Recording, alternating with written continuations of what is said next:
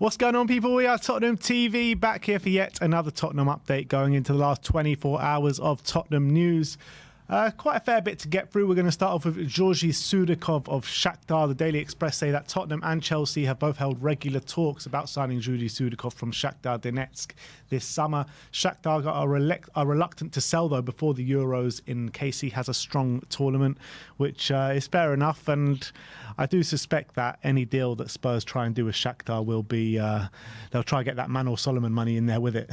I'm sure, but apparently they're saying they're demanding quite a high fee for him. It was like 65 million or something, so yeah. That is a high price. They must be very sure about him if they're willing to go as high as that. Obviously, he's a midfielder, which we are looking at. I don't think he's a number 6, though, so whether we're willing to have that kind of outlay on him when Gallagher could potentially be available for less than that, I do question. Obviously, Chelsea about to appoint a new manager. He's going to want potentially some of his own players, and maybe they're going to look to back him. So if he wants him as well, I don't know if we could outbid Chelsea on it. But if he gets his own players, that's a different story. Yeah, we all know Chelsea at the moment. That's the reason why Poch left. Disagreements with the hierarchy. So it's going to be an interesting battle if we're both seriously interested for him. But I don't know if we're willing to spend that kind of money on a position that, for me, unless we're going to maybe have a surprise sale with one of, like, obviously we know Højbjerg's leaving, whether like maybe Skip leaves, maybe one of like Bentancur potentially leaving as well, or Basuma. I think if one of those leaves, maybe we'll look for another one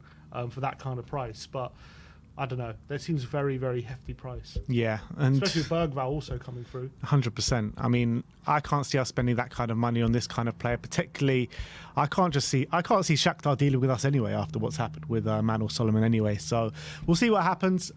Let's talk about the Euros now. We're going to talk about the players included and excluded from their prospective internationals, and we're going to start off talking about Pedro Porro, who has not been included in the Spain squad, which was announced today. I believe, Jesus Navas has been favoured ahead of him as right back, which was mind-blowing to me with the season that Pedro Porro has just had.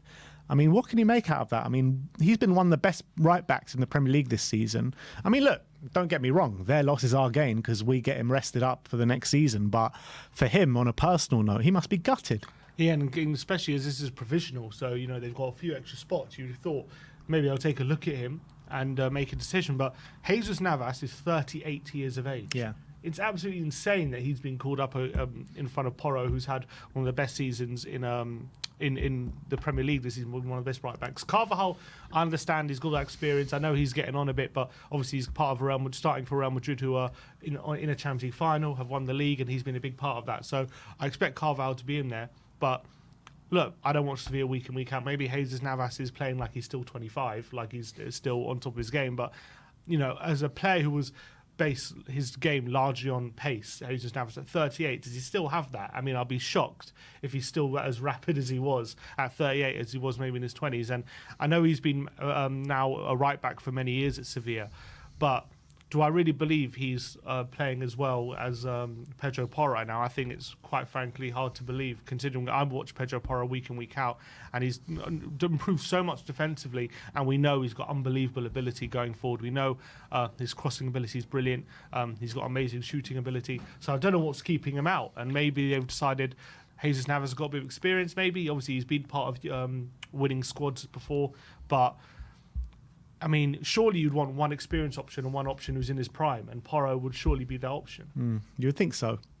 But like I said, their loss is definitely our gain to get him rested up for the summer and come back fit and firing. And knowing Pedro Porro's mentality, he'll use this as like a kind of springboard to make sure he's definitely there in 2 years to the World Cup. Yeah, and he's still young, so he's got a lot of tournaments left in him. It's got to be gutting. But you never know. If one of them picks up an injury before the tournament, he might still get a call. In terms of the players that have been called up, we've got Vicario's been called up for Italy, Dragoshin for Romania, Van der Ven for the Netherlands, Højbjerg for Denmark, and Maddison, obviously, for England in the provisional squads. Actually, not that many Spurs players going to be at the Euros this summer. And Højbjerg might not even be a Spurs player by the time the Euros start. Yeah, so usually we're chock-a-block, but maybe going to next season, there won't be too many players. Well, obviously the Copper, I'm assuming Bentancur is going to go to the Copper. Bentancur, Romero, Lo Celso. No Richarlison, because he's picked up an injury, hasn't he? So that's cutting for him. So we're still going to have quite a few players on international duty. Yeah, so that's 8 in total, but you're looking at 2 of those players could be have left the club by then, Lo Celso and Højbjerg.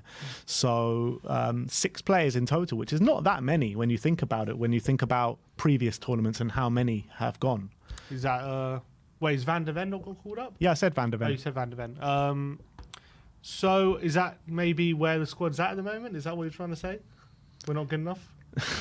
I don't know. I'll read the list of players that will be here, and then you tell me if any of them are good enough to play for. Well, you look at players like Brennan Johnson would have got called up if Wells was there. So a lot of players, haven't made it because their teams are just not playing this year. But you've got Forster, Austin, Whiteman, Porro, Emerson, Spence, Phillips, Roden, Tanganga, Davies, Udogi, Regulon, Skip, Bissouma, Sarr, Ndombele, Devine, Bergval, Solomon, Hill, Johnson, Kulusevski, Moore, Donnelly, Son, Richarlison, Valise, Parrott and Scarlett. So as of now, that squad that I just read out is going to be the squad that's going to be, starting pre-season with and probably go on the tour. Yeah, it depends when these players get knocked out and whatnot, where if they're going to be. To be fair, in terms of European players who are in our squad, who are in the Euros but not going, it's not that many. Is No, it? it's Like not. Kulusevski isn't going to the Euros anyway. Johnson's not. Ben Davis isn't. Yeah. Obviously, Sarr's not going to the Euros. Obviously, Timo Werner didn't get called up. Brian Hill. So I don't know. It's maybe just a case of we've got less European players than usual. Yeah, I guess. But let us know what your thoughts are on Pedro Porro being left out the Spanish squad. We've got a message from Sonny. After a couple of days ago, Sonny put out a message on his Instagram and all his social media accounts, a message to the fans. He said, finally home, resting up, looking back at the year, seasons of up and downs, but a season of progress. The first thing I think of is how we've grown stronger and closer as a team and a club. We have an excitement around the place, looking forward to the next few years. We're going to rest up over the summer and come out next season even stronger. A special message of thanks to all of you, the supporters. This season, we have had some of the most special atmospheres I've experienced yet. As my first year as captain, to be leading the boys is a privilege and something I'm proud of. I'm looking forward to seeing you all again very soon. Lots of love, Sonny. So what do you make out of that? Lovely message. Obviously, we know he's fully in belief of the project, and we saw his first year as captain, what an impact he's made in that leadership role and how much responsibility he's taken on himself as well. So nothing less than what I expect from Son. A lovely message to the fans, and I can't wait to see him again next season. Yeah, absolutely. And it's going to be something to behold, isn't it, going to Korea with Sonny once again. And yeah, hopefully we'll be there, and hopefully we'll see it all firsthand, which will be something amazing. But last but not least, let's talk about pre-season, as a new pre-season game got scheduled today against QPR, which will be our first pre-season as of yet. 20th of July, 3 p.m. kickoff at Loftus Road. And then 27th of July, we'll be going to Japan to place Vissel Kobe at the National Stadium in Tokyo. 3rd of August is against Bayern in Seoul's World Cup Stadium in Korea. And then 10th of August will be Spurs against Bayern in the Visit Malta Cup at the Tottenham Hotspur Stadium. Do you think that's it, or do you think some more will be scheduled in there? There could be one more in Korea potentially, I reckon. But other than that, I think that might be it. Because, that's enough pre-season games, I would assume. Yeah, we usually do play, 4 or 5, Well, season, 5 or 6 really. Last summer was a bit of a weird one. It was a shit show last summer. Yeah, because we had games cancelled, and then the games we actually did have were nonsense. So a lot of them anyway. Everyone was saying actually last year after that pre-season, saying, "Oh, we're not ready for the season. We haven't played too many games." Then we just started like a house on fire. Yes, maybe that's what we need. Yeah. Exactly. But yeah, that's the pre-season schedule so far. But that is your Tottenham update as well. So let me know in the comment section below your thoughts regarding all the news stories we brought to you today. Like, subscribe, and comment. And as always, come on, you Spurs.